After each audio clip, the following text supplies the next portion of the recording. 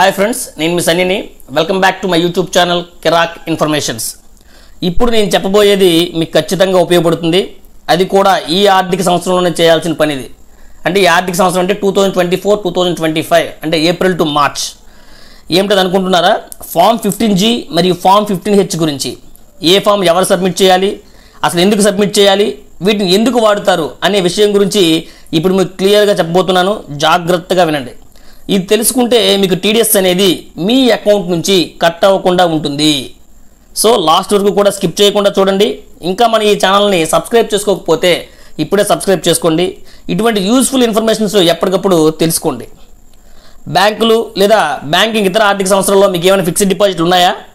వాటిపై వచ్చే వడ్డీపై మూలం వద్ద పన్ను అంటే టీడీఎస్ విధించకుండా మీరు ఈ ఫామ్ 15G ఫామ్ 15H అనేది సబ్మిట్ చేసేందుకు ఇదే సమయం. ఆదాయపు పన్ను పరిధిలోకి రాని వారు వడ్డీ ఆదాయంపై పన్ను విధించకుండా బ్యాంకులు ఆర్థిక సంస్థలకు ఈ ఫామ్స్ని అందించాల్సి ఉంటుంది. Income tax act 1961 section 194A ప్రకారం ఒక ఆర్థిక సంవత్సరంలో వడ్డీ ఆదాయం అంటే మీరు ఎర్న్ చేసే ఇంట్రెస్ట్ అనేది 40,000 రూపాయల వరకు ఉన్నప్పుడు ఎటువంటి టీడీఎస్ విధించరు. ఒకవేళ మీరు సీనియర్ సిటిజన్లు అయితే ఈ పరిమితి అనేది 50,000 రూపాయల వరకు ఉంటుంది.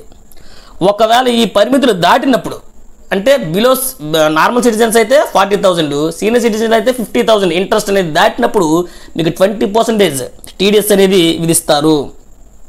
ఇంకో విషయం ఏంటంటే ఆర్థిక సంవత్సరంలో వడ్డీ తప్ప ఇతర ఆదాయాలు ఏమీ లేనప్పుడు ఈ పత్రాలను అందించాల్సి ఉంటుంది. అంటే ఈ ఫామ్ 15G ఫామ్ 15H అనేది అందించాల్సి ఉంటుంది. వడ్డీ ఆదాయం నుంచి ఎలాంటి డిడక్షన్స్ చేయవద్దని ఇచ్చే ఒక స్వీయ ధృవీకరణ పత్రాలు లాంటివి ఏంటి ఈ ఫామ్ 15G ఫామ్ 15H అనేవి. అయితే ఈ పత్రాలు నేరుగా మీరు బ్యాంకులకు వెళ్ళవచ్చు, లేదు అంటే ఆన్లైన్ బ్యాంకింగ్ ద్వారా కూడా వీటిని సమర్పించవచ్చు. అయితే ఈ ఫామ్స్ ఒక ఆర్థిక సంవత్సరానికి మాత్రమే చెల్లుబాటు అవుతాయి. చాలా గుర్తుపెట్టుకోండి. అంటే ఎప్పటికప్పుడు అంటే ఎవ్రీ ఫైనాన్షియల్ ఇయర్ కూడా మీరు ఇవి సబ్మిట్ చేయాల్సి ఉంటుంది. లేకపోతే మాత్రం ఖచ్చితంగా మీకు టీడీఎస్ అనేది కట్ అయిపోతుంది. చాలా గుర్తుపెట్టుకోండి. అసలు ఎవరు ఇవ్వాలి ఈ ఫామ్స్? 60 ఏళ్లలోపు భారతీయులు కానీ, హెచ్యుఎఫ్ హిందూ అన్డివైడెడ్ ఫ్యామిలీస్ కానీ, ట్రస్టులు కానీ ఈ ఫామ్ 15G ఇవ్వడానికి అర్హులు. సంబంధిత ఆర్థిక సంవత్సరంలో ఎలాంటి పన్ను బాధ్యత లేనప్పుడు ఇది వర్తిస్తుంది.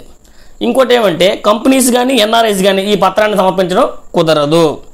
ఒకవేళ 60,000 పైబడ్డారు అంటే మీరు సీనియర్ సిటిజన్లు అయితే మీరు ఫామ్ 15H అనేది సమర్పించాల్సి ఉంటుంది. అంటే ఒక ఆర్థిక సంవత్సరంలో మొత్తంలో ఎప్పుడైనా సరే ఈ పత్రాలను అందించేందుకు వీలుంది. కానీ ప్రారంభంలోనే ఈ పత్రాలను అందించడం వల్ల మీరు టీడీఎస్ పడకుండా చూసుకోవచ్చు. సో ఈ పత్రాలను సమర్పించిన తేదీ నుంచే మీకు టీడీఎస్ని మినహాయించరు. సింపుల్గా చెప్పాలంటే ఒకవేళ ఈ ఫైనాన్షియల్ అక్టోబర్లో మీరు ఈ పత్రాన్ని సమర్పించారు అనుకుందాం, అప్పటి నుంచి మీకు టీడీఎస్ అనేది ఉండదు. కానీ ఏప్రిల్ నుంచి సెప్టెంబర్ వరకు విధించినటువంటి టీడీఎస్ మొత్తాన్ని మీకు వెనక్కి ఇవ్వరు. ఇది గుర్తుపెట్టుకోండి. అది కూడా మీరు పొందాలంటే ఐటీఆర్ ఫైల్ చేసి మీరు రిఫండ్ పొందాల్సి ఉంటుంది. సో వడ్డీ ఆదాయంపై టీడీఎస్ విధించక ముందే ఈ పత్రాలను ఇవ్వడం అనేది చాలా ఉత్తమం. సో మీకు ఈ పత్రాల గురించి అంటే ఫామ్ 15G ఫామ్ 15 గురించి అర్థమైంది అనుకుంటున్నాను. ఎవరు ఏ ఫామ్ ఎప్పుడు సబ్మిట్ చేయాలో కూడా తెలిసింది కదా. సో ఇంకా ఏమైనా డౌట్స్ ఉంటే మీరు మా కామెంట్ రూపంలో తెలియజేయండి. మీకు కనుక ఈ వీడియో నచ్చినట్లయితే లైక్ చేయండి, షేర్ చేయండి, కామెంట్ చేయండి. Don't forget to subscribe my YouTube channel కిరాక్ ఇన్ఫర్మేషన్స్. Thank you.